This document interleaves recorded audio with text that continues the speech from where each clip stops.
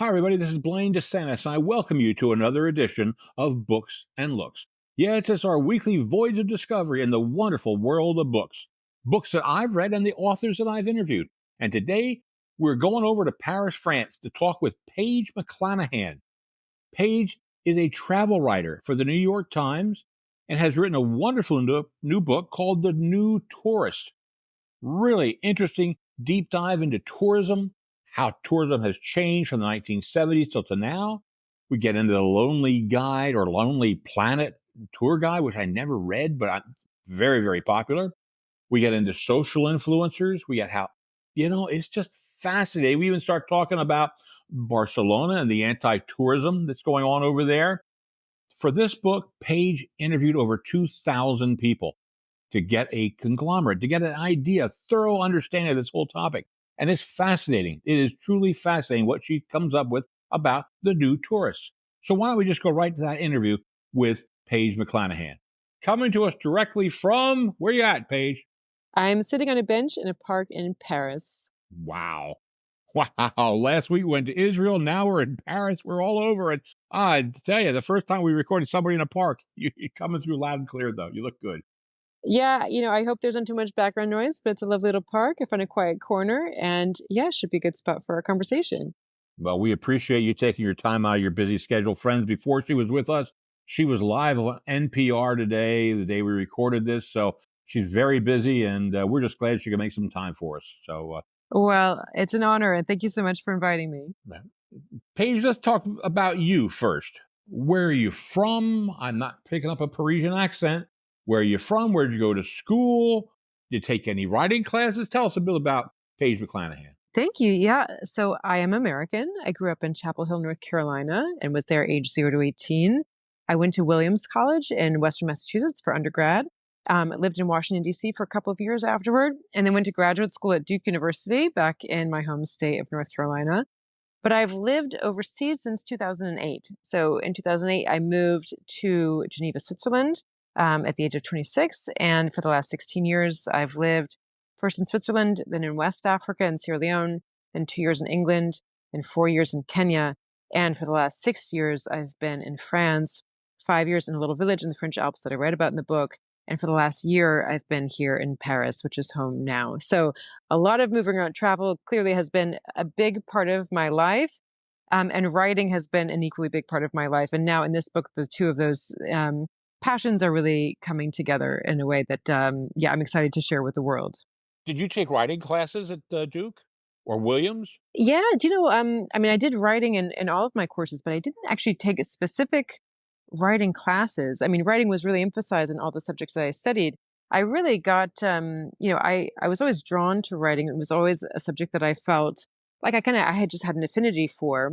And then when I had my first internship in Washington, D.C., age 22, 23, this is when I was really gravitating toward writing in my professional work.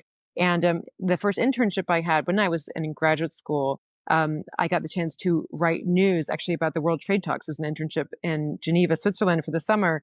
And I was writing news about the WTO negotiations. And I loved that job. And it was my boss in that job who taught me how to structure a news story, do the reporting. And I was just hooked and I loved it. And from then on, writing has been really the center of my career. Now, is there a difference in news writing and travel writing? Absolutely. Absolutely. I mean, all sorts of, all the different forms of writing, each has its own sort of rules and formulas, but also, their own sort of style. And I started off in the writing world, writing news about the World Trade Talks. It was very kind of technical, to be very detailed. It's very much focused on the facts. But then it was in moving to West Africa and, moving to Sierra Leone, and this was in 2010. That's when I started to freelance. This is when I started to write news for the Christian Science Monitor and also started to dip my toes in the world of travel writing for the first time. And really just learned by doing. And from there, I started writing travel features for the Washington Post, which was a lot of fun. And so I really enjoy both styles of writing, the sort of, the economy of words that you need for news, alongside, on the travel writing side, the more kind of style, and you're thinking about narrative and structure and narrative tension. So I enjoy many forms of writing and always nonfiction, really. Fiction has yet to sort of, I don't think I would be good at fiction writing, but really enjoy the differences of travel writing and news writing, and enjoy doing both. I think in 2 weeks, I have a lady by the name of Margaret Fox coming on. I don't know if you know Margaret. She was the I obituary don't. writer for the New York Times. And Fantastic. I can't wait to ask her, how do you learn how to write an obituary? And here, hers are like 3 pages long. They're huge, you know. I have to say, I love reading obituaries, and I think it's, it's such an art form and such a, I mean, talk about writing the first draft of history. I mean, and capturing an entire person's life and, however many words you can fit, on that page. It's, yeah, what an art Yeah. form. Yeah. So, well, So I'll look out for that I, interview. I'd love I to tell you, listen. well, Paige is now writing for the New York Times. Now, are you a regular contributor, or how does that work? Yeah, so I'm a freelance contributor to the New York Times. I got my first story in the New York Times in 2013, I think it was, and I did a 36 hours piece, 36 hours in Cardiff. I was living in England at the time. I was living in Oxford, and I did a piece for them on Cardiff, which wasn't too far away. And yeah, so I have a good relationship with my editors there, but I pitch them stories. Sometimes they come to me with stories. But yeah, it's on a sort of it's on a freelance basis, so I'm not a member of the staff or anything, but have a good relationship with them, which has meant that over the years that I've been writing for them, I've been able to explore some really interesting topics and write about a lot of different parts of the world. Because that was one of my questions was, do you pitch the topic, or do they give it to you? Say, we want you to go to Azerbaijan, you know. At first, when I was kind of early days writing for them, it was really me pitching the topics. But pretty quickly it became a conversation, and they would come to me. They kind of knew, where I was, what my interests were, what my background was, and they would, quite often say, "We want a story about this. Would you be able to do it?" But then also, yeah, it's a mix, and I think it's healthy to have that mix, because they're really, sitting in their desks doing their jobs in New York, and they rely on the people around the world to kind of keep them informed about what's going on and what the trends are and how things are developing. So yeah, it's really a mix of both. Wow. Okay. Well, you do a fine job. But now we got to get to book and tourism, tourists and tourism. And you talk about tourism. What does tourism encompass in the terms of totality of that? How many people are in there? How big is tourism? I mean, tourism is huge. And I think, it's easy to forget just how quickly tourism has exploded, how much tourism has exploded, within the scope of, our lifetimes, really. Today, tourism is the world's biggest mover of human beings. I mean, we're going to have 1.5 billion international tourist arrivals this year. Tourism is the lens through which we understand other cultures. And this has really, come from not from nowhere, but it's grown from very small beginnings. In 1950, we had 25 million international tourist arrivals, up to sort of around just under 300 million in the early 1980s to, now 1.5 billion today. So it's a huge explosion in the growth of people crossing international borders. And I am just fascinated by all of the impacts that this has on our economies, of course, but also on our cultures and our physical environments and on our societies and on our politics. Because I think the impacts of just the movement of all of those people are really, it's a lot to get our minds around. I know. Wow.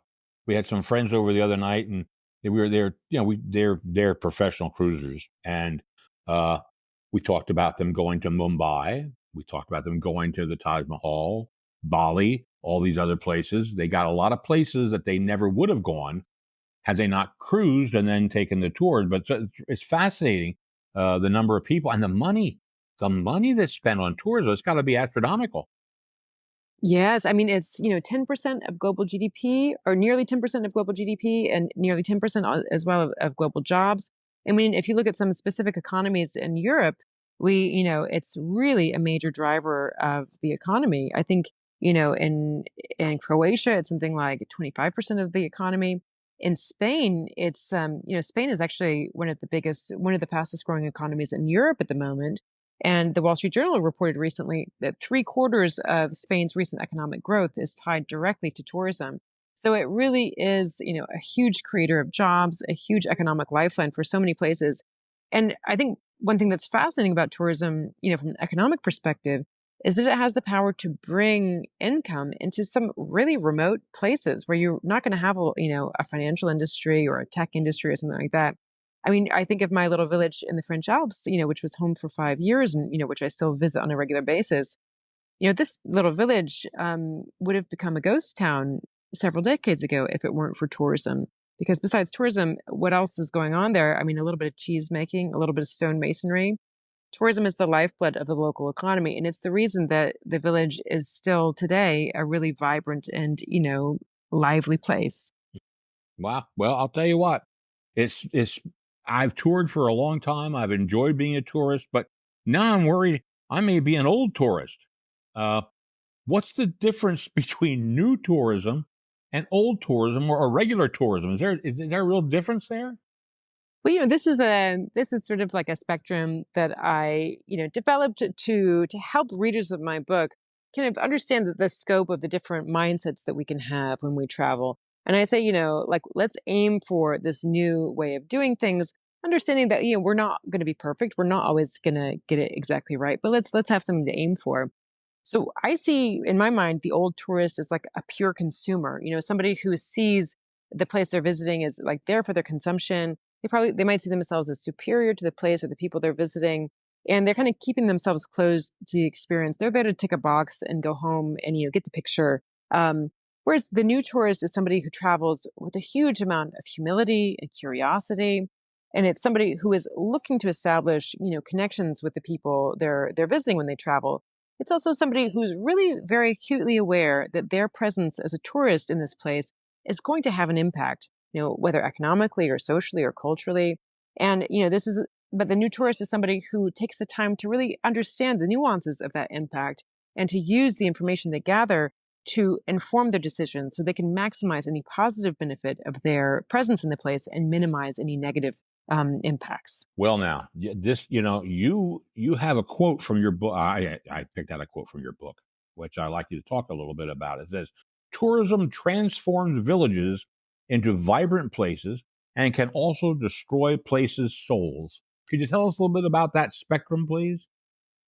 Exactly. So, I mean, just giving life to places, can think of my home village. I can also think of a city like Liverpool in the north of England, where, this is a city that in the 1980s and 1990s had a terrible reputation for violence and, had a huge heroin problem. It was one of the poorest urban areas in Europe. And tourism, the local leaders really embraced tourism as a means of revitalizing the city's economy. This had been, a big industrial port city in the 19th century that had really just declined, and they needed new life for the city's economy. So they turned to tourism in a really successful way. Today, Liverpool is doing really well. Its international reputation is right up there with Oslo and Prague, I think, and tourism is a major part of the economy. On the other hand, it can, as I say in the book's introduction, what you just quoted, it can destroy the soul of a place. And one example that comes to mind is the middle of Barcelona, which I write about in the book. And I write about how, I'm walking around Barcelona with this, fascinating and incredibly intelligent urban planner and architect who was taking me around and showing me Barcelona, her home city, where, she has lived with her family. And she's showing me how the middle of the city has just been transformed. And so it's nothing like what she recognizes from when she was a child in the 1980s. And how now it's kind of tourist shops have taken over, and where it's, to the point where a resident, a normal Barcelona resident can't find the things they need to go about their daily lives in the city, in the center of the city. So, and that's really, in the case of Barcelona, I put that down a lot to a lack of regulation by the government in ways that were necessary to protect the quality of life of the residents. So tourism is a powerful force. Is that going to be for good or for ill? It's all in the how, and a lot of the how comes down to us as travelers. It also comes down to governments and, and the private sector operators in this space as well. Well, now you just said a word, traveler. You distinguish between a traveler and a tourist, and I love how I love that distinction. Tell us a little bit about a traveler versus a tourist. Well, honestly, I think they're one and the same. I mean, I think, a lot of us like to think of ourselves as travelers or explorers or adventurers or what have you. And a lot of us kind of think of like, oh, the tourists are the people over there. The tourists are the people who are standing in line ahead of us as we're waiting to get into the museum. I'm not a tourist, right? And I think that's, it's interesting, and I can understand why. I mean, I do that too, right? But I'm hoping that with this book and in the discussions that are coming out of it, I would love to sort of shake loose some of the stigma around tourism, because I don't think it's helpful. I mean, I think tourism can be a hugely constructive thing, and B, if we, tourism also has big problems, right, that we need to be aware of. And if we see tourism as something that only other people do, and it's not something that we, are implicated in, then we're not going to take ownership of those challenges, and we're not going to sort of really, change our behavior in a way that we need to make sure that tourism is constructive. So I encourage everybody to embrace their identity as a tourist. And then just like, let's elevate our understanding of what it means to be a tourist, because I think, if we raise our expectations, we can really, that's a powerful first step to take to transforming tourism for the better. Yeah. Yes. Like, I think you find it, what you said in the book is so cute, because there's always the other guy. Oh, I'm the traveler. They're the tourist. And again, I relate that to Congress. We have problems with our Congress. It's not our congressman. It's your congressman who's the problem. And that guy said, no, it's not my congressman. It's your congressman. Exactly. And nothing ever happened. So it's cute. It's in the eye of the beholder. So wonderful, though. That's one of those things that enlightens me. That really brought that out, and I really appreciated that. Oh, thank you. I'm glad you appreciate that part of the book. Thank you. Yeah. You begin the book basically with a story that starts back in 1972, when two people want to take a trip from England to India, if I'm not mistaken. Who are they, and what was this whole thing? It tells us the Hippie Trail. That gets involved in this too, I think. That's right. Yeah. So this is the story that I tell in the book of Tony and Maureen Wheeler, who ended up becoming the co-founders of Lonely Planet and ran the company all the way up until the early 2000s when they sold it to the BBC. But yeah, Tony and Maureen started off as just kind of, young hippies, newly married with not a lot of cash, who wanted to travel. And they traveled overland from England, and they ended up getting all the way to Australia, where they settled down. And their plan was to work for a little while until they could earn the money they needed to fly back to England. But lo and behold, they settled down in Australia and ended up staying for some decades. And they started off they sold the notes. Like, Tony wrote up the notes from together they wrote up the notes from their trip and started selling these notes to their fellow travelers in Australia. And this became the first Lonely Planet book. And then from there, they wrote a Southeast Asia guide.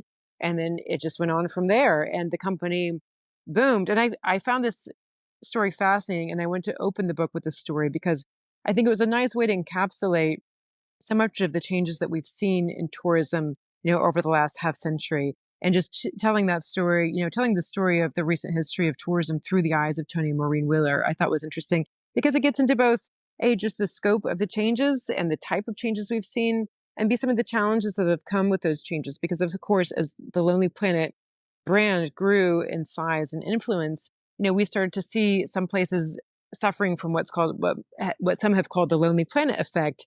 A tourist destination that becomes inundated, and sort of becomes it becomes overpriced, or, it becomes sort of, for tourists only. So we kind of start already in the kind of 1990s and early 2000s to see some early signs of some of the problems that we're seeing in tourism today, through the eyes of Lonely Planet. But I think it's just really, from a kind of a social history perspective, a really fascinating story, and one that I was excited to have the chance to share with readers of the book.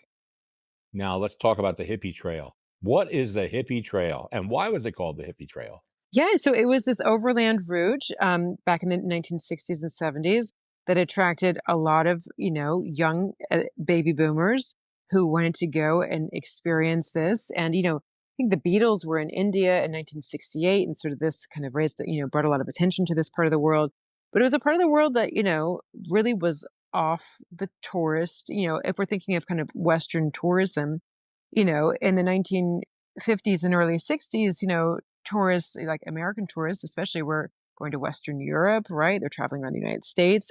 But the idea of going to a place like Afghanistan or to India was really kind of way out there. And so this hippie trail developed, and, there were individual travelers like Tony and Maureen, but there were also kind of bus groups, like you could buy like a ticket for an organized bus route. I think Rick Steves did that. He's told that story before. And it was, yeah, it really, blazed this trail that, and Tony and Maureen, the notes that they shared after finishing their trip, encouraged further people to take what Tony and Maureen described in the book as, this groove on the map of travel, this sort of, the well-worn path made by all these travelers going through places like Kabul and Bangkok and, across Eastern Europe. So it's kind of mythic, but then it's all sort of started to crumble when things got, a little bit more difficult in Afghanistan in the 1970s. So it had its time and its place, and then was replaced by a different type of tourism, in the late 70s and early 80s, where we really started to see more of the backpacking culture emerge. They apparently knew where every marijuana stop was at, too. Marijuana was a major part of the experience, and as Tony and Maureen noted, they even were describing, oh my gosh, exactly like, where to get marijuana, how like young women can earn extra money as escorts. I mean, it was their first, if you actually go back and read their very first book, Across Asia on the Cheap, they're literally like early 20 somethings sharing their notes with their fellow early 20 somethings. It feels very organic and, kind of has a very grassroots kind of feel, which I think Lonely Planet managed to hold on to that vibe in their guidebooks for a long time. It's, I think it's evolved in the years since, but that was definitely the feeling at the beginning, in the very beginning there. Growing up in the 50s and 60s, I can tell you we survived on the AAA tour guides. Nice. Yes. We stopped at every historical marker, I think, in Virginia. I mean, it was a historical marker. Get out, take a picture, read it, take a picture. Okay, get to the next one, and that's how we went. But these people got to Australia with 28 cents. They got 28 cents in their pocket when they landed in Australia. That's amazing. Exactly. It was quite the adventure. They ended up, I think their very last stretch they took, was on a boat from, I forget exactly where they set off from, but from an island all the way to Australia. And they kind of they ran out of water halfway through. They were rationing their food. It ended up taking them like twice as long as they expected or something.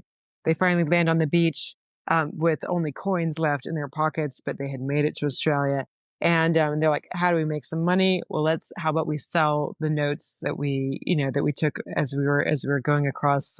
So yeah, it's really a real story of adventure there. I think they were happy to have made it. They both lost a lot of weight over the course of the I think 5 months or so of travel. But yeah, it was the trip that launched, however many hundreds of millions of guidebooks. I mean, and all different styles.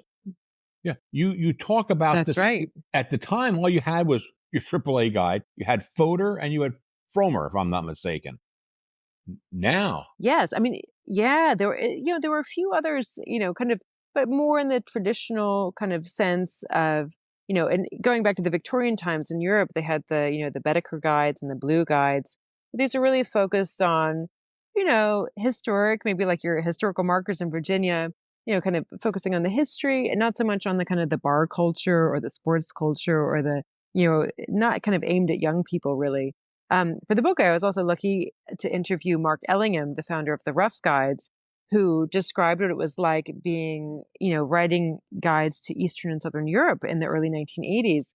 And he was like, Paige, it's hard to describe it. It's like, you might not believe me, but it felt like frontline journalism being there, because it was like these were places where there weren't any, Anglophone travelers.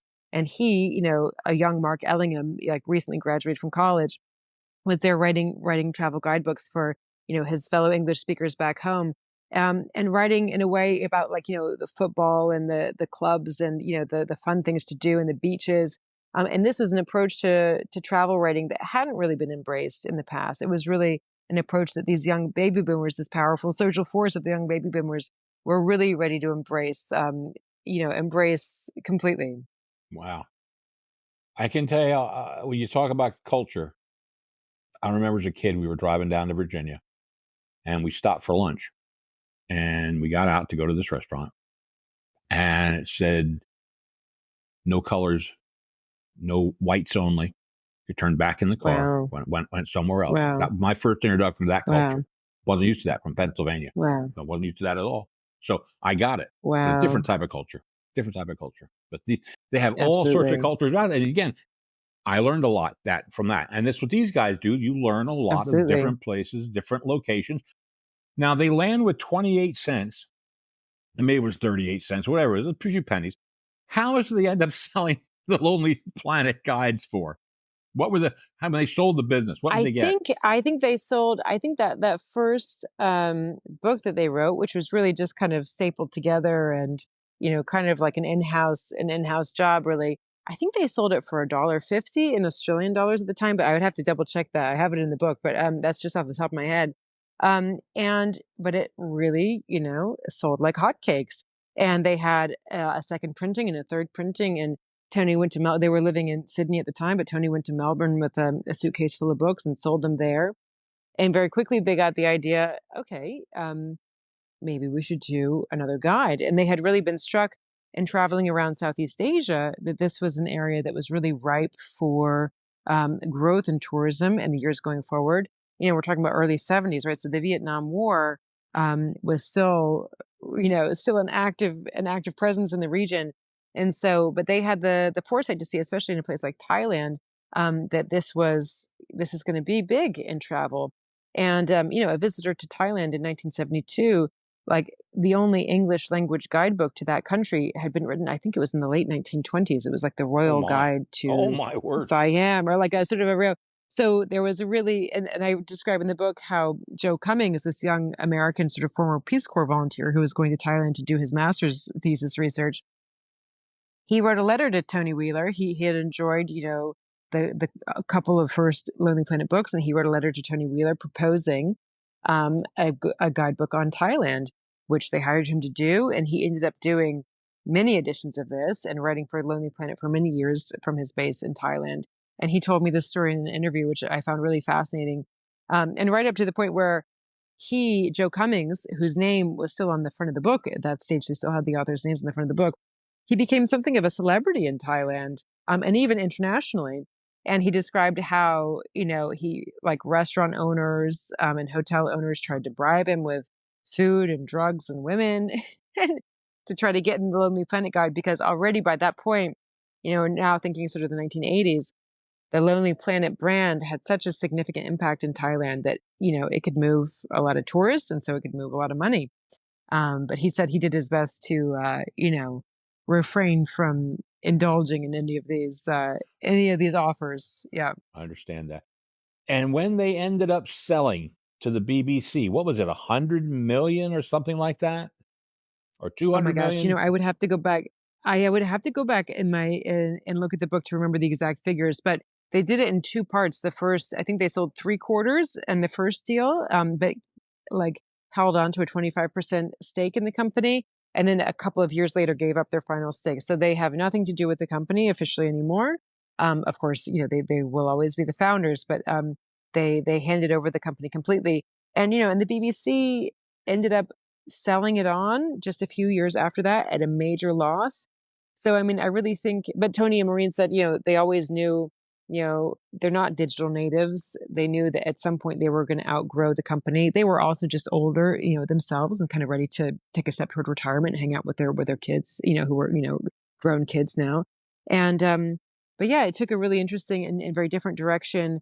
And since then we've seen Lonely Planet, shifting hands several times and kind of trying to find their way in this new world, in this new travel landscape that we're living in, which looks very different to the travel landscape, of course, of the 1980s and 1990s. Well, let's get into that a little bit, because we have now got the rise of the social influencer. You talk a lot about social influencers. Tell us their impact on travel. Well, I see social media and travel as a really fascinating case study because I see really positive impacts. I mean, I think, it's easy to focus on the negative, but on one hand, I see social media really as not only a form of travel writing, but the most important form of travel writing today. And if we look at it through that lens, I mean, social media has just exploded the number of voices that we have contributing travel narratives today. And I think that's really important because, if we're looking at the travel writing of the 1980s and 1990s, we really, the travel writers of the world were really limited to those people who were able to overcome the very high barriers to entry that we see in the worlds of publishing and journalism. Whereas now we have a huge diversity of voices contributing travel narratives, having the possibility of reaching, an audience of millions. At the same time, social media has created new problems for travel, right? We have this kind of herding effect. We have the fact that a social media post through a geolocation tag can create a tourist destination from scratch, right? Like I saw this in Iceland where, literally in the middle of a countryside, but with a beautiful canyon there was no infrastructure to welcome tourists. There was no parking lot or toilets or walking pathways. And yet this became a major tourist destination purely because of social media. So it's creating a lot of new opportunities, and at the same time, it's creating new challenges that a lot of governments are struggling to manage. They're sort of having to play catch up in a lot of Right. cases. Wasn't that was that the one that you talk about? Was that the Justin Bieber music video? Was that in Exactly. there in So yeah, Iceland? Yeah. Justin Bieber canyon. So this little canyon in this remote corner of southern Iceland. It started off, as well, it was just sort of some private land where sheep, where the sheep were grazing, and then around kind of 2013, um, travelers started showing up following the geolocation tags on Instagram, and then in 2015, Justin Bieber came with a television crew, and then of course the visitor numbers just accelerated very quickly from there. However, I visited this site for the book and spoke to a woman who works there for the government of Iceland, and she was saying, you know what, Justin Bieber didn't create the problem. She said he just accelerated a trend that was already happening, and this idea of social media creating destinations from scratch. This isn't the only place in Iceland. Even in Iceland, this isn't the only place where this phenomenon has happened. We've seen it in a lot of places around the world. Iceland has really gone out to publicize itself. They've had a very active governmental tourist board that's publicizing the ring road around Iceland and all the other thing, and they've really gone all out for promoting their country, for good or for bad. Ex- yeah, exactly. And I think mainly for good. I mean, I've really been struck in my reporting from Iceland about how supportive Icelanders are for tourism. Of course, it comes with its challenges, like with the Justin Bieber Canyon, I just talked about. But the country really turned to tourism very explicitly following the financial collapse that they experienced in 2008. They needed to find a way to revive the economy. They had this huge loan from the IMF that they needed to pay back. And tourism brought in foreign income, and it allowed them to pay off that loan earlier than expected. And it gave new life to their economy. So this was really, and the government of Iceland, it really actually embraced social media to reach more people, to share the story of Iceland, and to encourage people to come. So, yeah, I think Iceland is a really fascinating case study. You see examples of the challenges and the opportunities and of the nuances of, social media in particular in modern tourism there. And around every other day, I get a email from the Icelandic Store because I bought some Icelandic products from them, and now every other day, I get something from them. And but again, I think that's all part of the PR. I'm sure they're getting some money from the government to help that, and it's working. They're bringing income. Yeah, and Iceland is, I think it has a national population of under 400,000. And it's a pretty big, I mean, it's not huge, but it's a big land area. There's a lot of really empty space there. And I think, it's there have been a lot of media articles about, quote, over tourism in Iceland, or tourist crowding in Iceland. And yes, that's definitely a real phenomenon in very specific places at very specific times. But everybody I spoke to in Iceland really kind of pushed back against the term over tourism and how it had been used in a lot of media articles about Iceland, saying that we in Iceland, we welcome tourists. We're excited for tourism to happen in our country. Yes, there are problems with it. We're addressing the problems in a really specific way, and these problems are specific both in terms of place and in terms of time, and our solutions are equally specific. But there's this whole country to explore. There's so much more than just the top 5 sites you might see on a sort of your Google search. So I think the Icelanders I've spoken to really want to encourage people to come and to explore beyond the just the most famous sites, really. Right, right. Wow. Well, here's something. My daughter, Sarah, has become a social influencer for Pokemon Go. I have no Oh, idea. there you go. No idea what that means. I know she goes to all these Pokemon festivals. She's been to Barcelona. She's been to Madrid for Pokemon's festival, New York, Dallas, LA. She's going to Jakarta. And what I never realized, Amazing. yeah, Pokemon is now a bigger national brand than Disney. So when they have Oh my these, gosh. when they have these events, they're dropping thousands and thousands of people into these cities, which is, again, there we go. The PR, boom, boom, boom, boom, boom. They're spending the money and everything else. So it's out there, friends, and you might not realize it, but there are people who, are influencers and can, they're bringing a lot of people where they go, you know. And they move a lot of people, they move a lot of money. It's, Hmm. it's a Yes, I big know. it's a big part of the yeah, it has a big economic impact. Yeah, that's interesting, that's interesting. They know my daughter and her boyfriend because they wear Crocs, those shoes called Crocs. Everybody know, oh my God, you're the Crocs people, and then they have all these people following them around. What a going on? Ay ay ay. Let me shift if I can, Paige, to what's going on this summer over in Barcelona. Yes. They don't want us anymore in Barcelona, do they?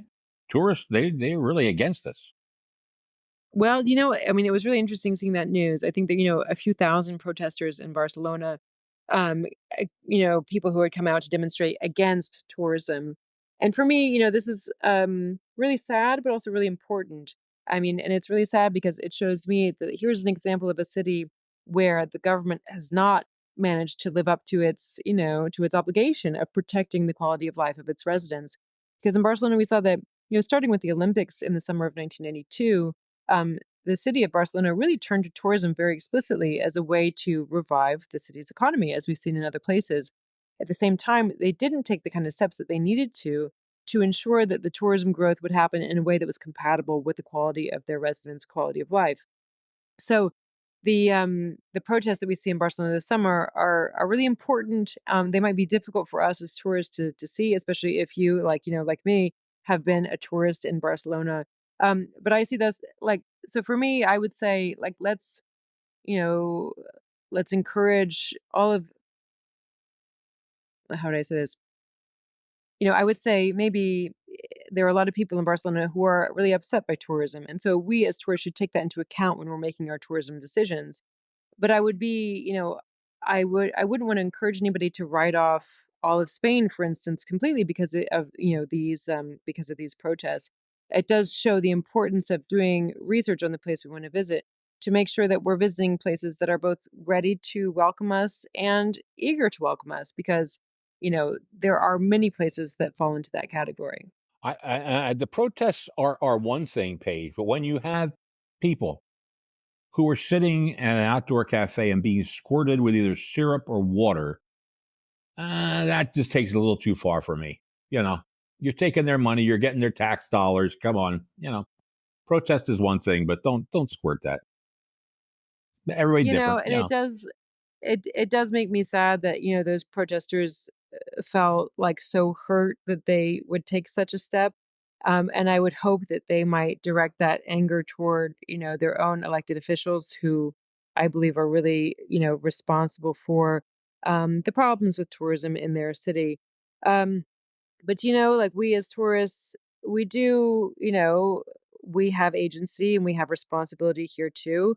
And so let's use the information. Let's use this sort of moment to really, find some more and find even more motivation to educate ourselves about the challenges facing the places that we might want to visit on vacation, whether Barcelona or otherwise. Yeah. right? One of the interesting topics you discuss is the tourist trap. Oh my, boy, oh boy, do we go to tourist traps, don't we? Huh? Tell us about a tourist trap. Well, I was fascinated by this concept of the tourist trap because, of course, like who would say, "Oh, I love going to tourist traps. I always seek out tourist traps when I travel." None of us would say that, right?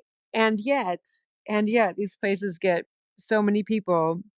The tourist traps are full of people. So who are those people? They're us, right? We're the tourists visiting the tourist traps. So what's going on there? This is kind of my starting point for trying to understand, this phenomenon. So I started by looking at kind of dictionary definitions of tourist traps, and typically we see these as, overcrowded, overpriced destinations that cater to tourists. And there's in some cases an element of sort of like tourist exploitation going on. And for me, I also see a tourist trap as a place that doesn't have like a direct tie to reality. There's some sort of element of fantasy or skewed reality or like, a cultural representation that's being really kind of streamlined for tourists' easy consumption.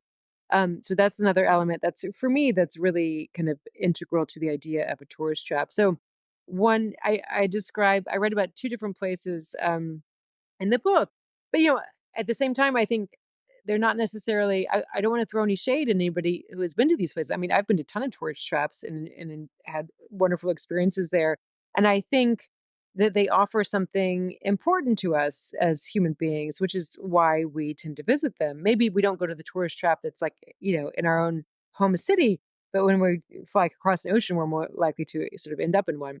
So I was like, I was interested in understanding what these places, what is the appeal of these places, and I think really the element of fantasy is a really escaping our everyday reality, which is something that we all need to do, right? And so I write about Amsterdam's red light district, which is a place, of course, famous for its sort of sex and drug culture. And I wrote about in the same chapter, Disneyland Paris, which is a place where many of us go in search of, a little dose of fantasy. And I think these are really important places for us as human beings to be able to escape to.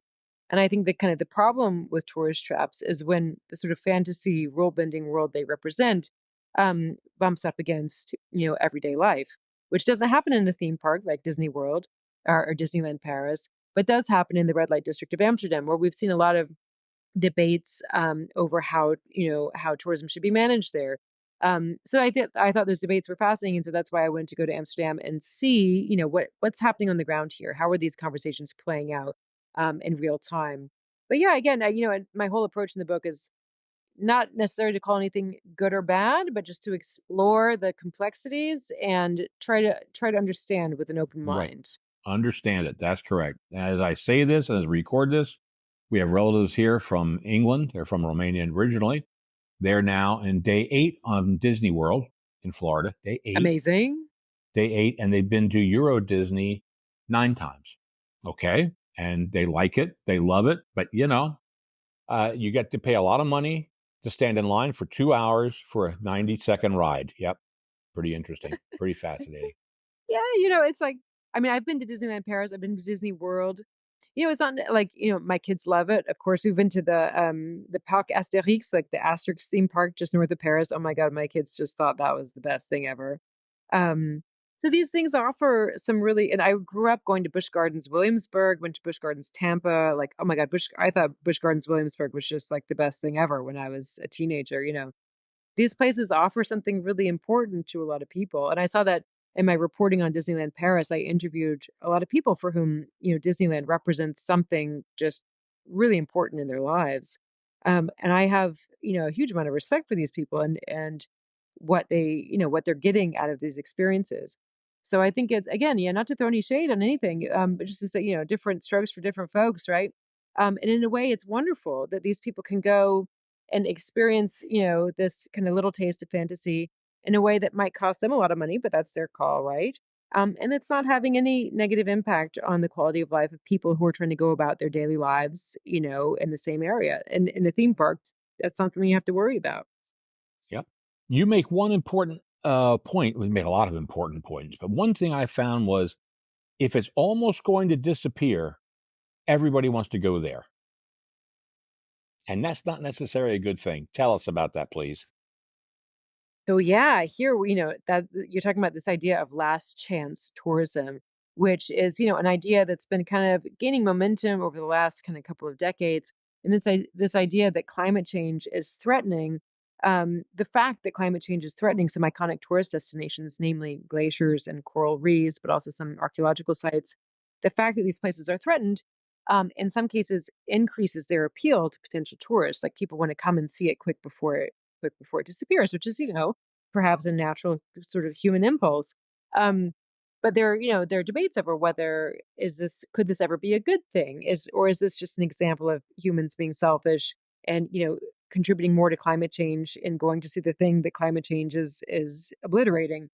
Um, but there is some evidence that actually a visit to, for instance, a disappearing glacier can lead to, you know, can trigger some greater environmental awareness or greater inspiration to adopt environmentally friendly behavior in the future. But it really comes down to how that visit is structured and what that person experiences when they are there in front of the glacier. Like, are they being moved by this experience?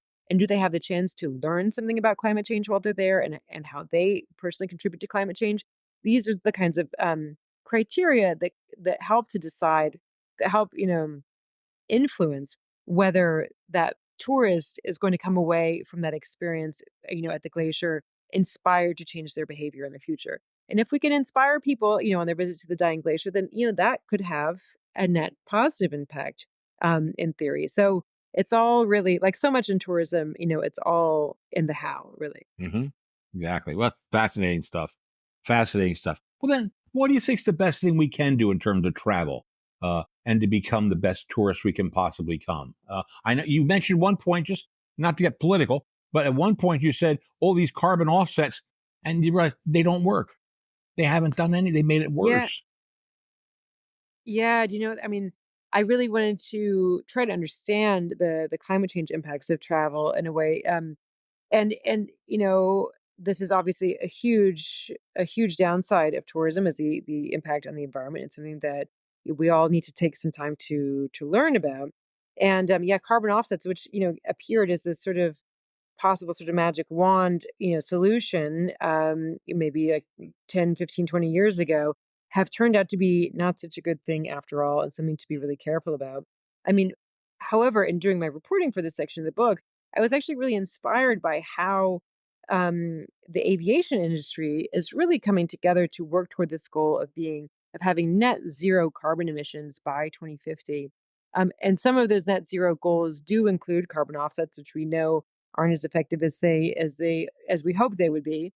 But there are a lot of really important technologies that are in the works, or technologies that already exist that that the aviation industry is now working to scale up, so that hopefully it's within the realm of possibility that by 2050, your flight from New York to Tokyo is going to result in zero additional carbon in the atmosphere.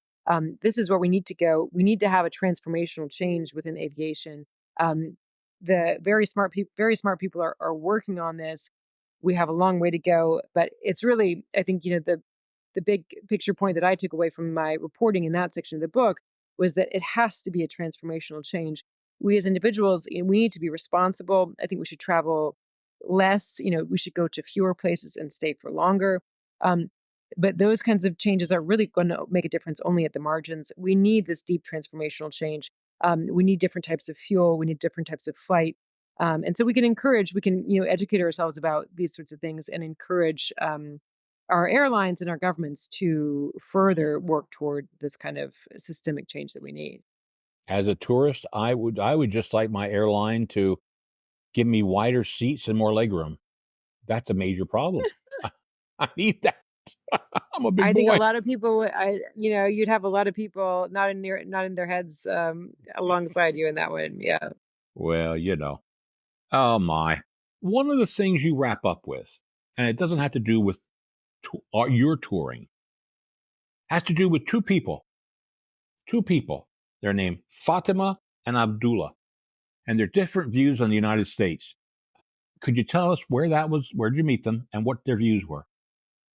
Yes. So I was in Saudi Arabia, and this was an example of me going way outside my comfort zone and doing my reporting for the book. This is a part of the world that I knew very little about, and to visit as a solo female traveler and as a journalist, this I was scared to do this, but I ended up. So I hired Fatima as my tour guide for the day when I was in Riyadh, and just had a really wonderful connection with her, and was really. I mean, we got along as friends, honestly, and I found her hugely inspirational in a way. And we had like 12 hours together, a lot of it sitting in traffic in her pickup truck, and had some kind of deep conversations. And so I was really grateful to have the chance to have, this personal interaction with her, which is why, one of my top recommendations for people is to hire local tour guides when they travel, because it's a wonderful way to have that one-on-one kind of connection with someone. But Fatima was getting ready to take me to the airport, and we discovered that the battery in her pickup truck had died. We needed a jump. We were in a kind of a crowded place. This young Saudi guy like jogs over, and he gives us a jump. And his name is Abdullah, and he tells me when he realizes I'm American, he was so excited to speak to me, and he's wearing this traditional Saudi like kind of thobe, a white kind of gown, and young guy, and he was like, "Ah, you're American," and he wanted to tell me about his trip to Orlando and New York City, and he was saying, "Do you know, Paige? I was like, I was scared to go on that trip because of what he'd heard about crime and, guns in the United States. But I couldn't believe it. I felt so safe the entire time." And he said, "Do you know what, Paige, like the United States is nothing like what you see on the news or in social media." And I was just like, oh my gosh, like, I got chills. I was like, "Wow, this man is just parroting exactly, like, my view of his home country, and he has no idea." But he was so excited to share that with me. And it was just this moment of, like, if we can all go and have these experiences, like, what a beautiful thing that is for humanity, and that gives me hope for the future. The fact that he came to Orlando and hopefully met some friendly people in New York, met some friendly people who were kind to him, and had a good experience and saw that Americans are real people just like him. And I can come to Saudi Arabia. I can meet Fatima. I can meet Abdullah. I mean, say, like, I disagree completely with so much of what your government does and what your government represents. And I can see you and appreciate your humanity and know that you're just as much a human as I am. And I think that's really one of the most beautiful gifts of travel, is the chance to have those kinds of experiences and to open our minds to, yeah, to the humanity that's all around us, despite, the color of someone's skin or the God they worship. Um, Excuse the children making noise in the background here. But yeah, Yeah, that was a really yeah, it powerful was. experience. Because Fatima took the exact opposite. She had no desire, didn't want to go, was either afraid or nothing. She will never go to the United States, you know. No, she was, I think, no, she would be excited to go to the United States. I Would would she? say, Okay. in that section, yeah, oh yeah, for sure, for sure. No, Okay. no, she's I oh thought she yeah, was not. she has no, no, no, she has never been to the United States, but I think that's really like for want of an opportunity. What I did share is that as an American who's lived overseas for most of my adult life, I have met, not Fatima. Fatima was not one of these people, but I've met plenty of people, mostly I would say from the continent in which I'm sitting right now, who say that they would never visit the United States because they disagree with, honestly, it's mainly Brits who I've heard say this. That they would never visit the United States because they disagree. A, they're afraid they would trip on the sidewalk and end up with a $50,000 hospital bill, or they're afraid they would get shot in the street, or they're afraid that they would, or they just don't they disagree with so much of what the United States represents for them, with the gun violence or abortion or all of these political issues, that they would never visit. And so it would have been very easy for me to adopt that mindset in thinking about Saudi Arabia, right? Because there's so much that that country represents that is very antithetical to my values. And yet I still went, and I still had the chance to, and that gave me the chance to see that, just like my home country, just like any country, Saudi Arabia is a beautiful and deeply flawed place at the same time, that's home to millions of diverse souls, including Fatima and Abdullah, and the United States is the same, France is the same, kingdom is the same. We are more than what our political leaders represent, aren't we? And it's very easy for us to forget that when we're just reading the news. But when you go as a tourist, you get to find that out a little bit. Anyway, what's next? What's next for Paige McClanahan? We have another book coming out. You're going to write a novel. What's happening?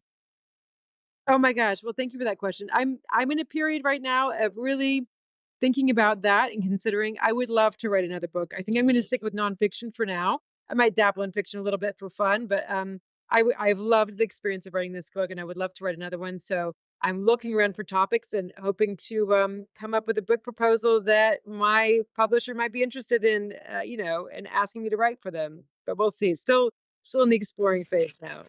Great. Great. Well, I'll read it, like I said. Anyway, we're going to let you go because you're in Paris. You got to get to the Olympics or away from the Olympics. So I'll let you go. Thank you for taking your time and being a guest today on Books and Looks. Blaine, thank you so much for the invitation. It's been a delight to speak to you. Again, thank you so much, Paige. It was wonderful chatting with you, and it was great that you were sitting on a park bench there in Paris, and we had no trouble. The kids are coming around. That's wonderful. Oh, I'm so happy we could chat with you, folks. I hope you enjoyed her conversation. I hope you will go get her book, The New Tourist by Paige McClanahan. Anyway, on behalf of my website, viewsonbooks.com, on behalf of my good friends at Podcast Studio X, this is Blaine DeSantis for Books and Looks, saying may all your leaves be pages in a book. Bye-bye.